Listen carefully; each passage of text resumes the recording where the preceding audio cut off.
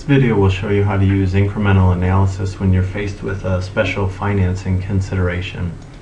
So the problem we're going to work through looks something like this. We have a manufacturer that makes batteries, and they have a budget listed right here of how much it costs to make 30,000 batteries. Now this company, Bob's Batteries, currently operates at 85% of its capacity, so it still has room to make 15% capacity without having to build more buildings and rent more space or buy new machines. And so the management of Bob's Manufacturing has an opportunity to bid on a government contract, and the government contract calls for 2,000 batteries, but they're not sure what to put in for a bid price, a sell price. Now if they put their current sell price in, they might not win the award, they might not win the contract.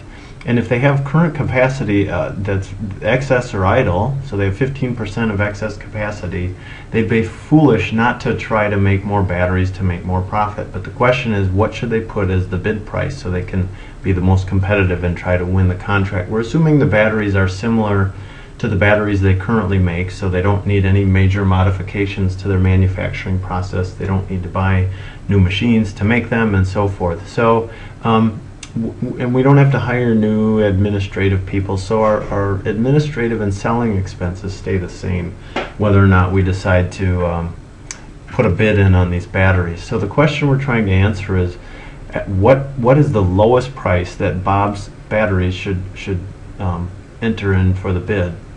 So to answer this problem, I've set it up somewhere like something like this. So we've got our budgeted cost, and this is for 30,000 batteries.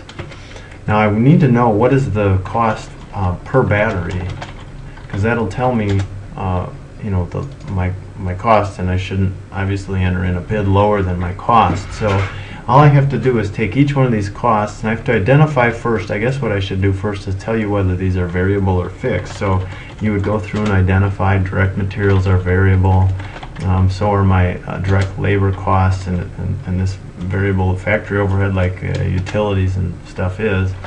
And so we know now which ones are fixed and which ones are variable. The fixed factory overhead is obviously fixed. This is like the cost to depreciate the building, my real estate taxes and items such as that. So my cost per battery, if it's 285,000, I'm going to divide that by the 30,000 that I make.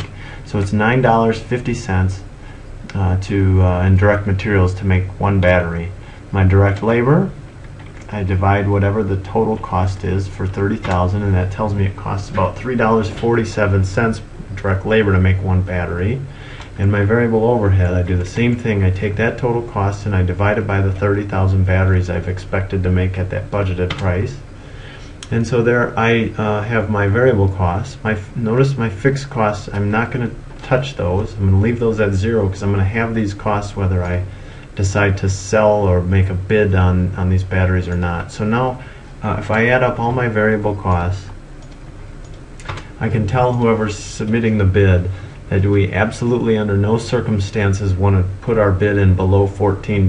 Now how high should we make that bid depends on how aggressive we want to be and how much profit we want to make, but I know for sure that I shouldn't drop below $14 because of the analysis that I've just completed. So that's it for using incremental analysis to determine whether we should pursue a special project given special one-time pricing.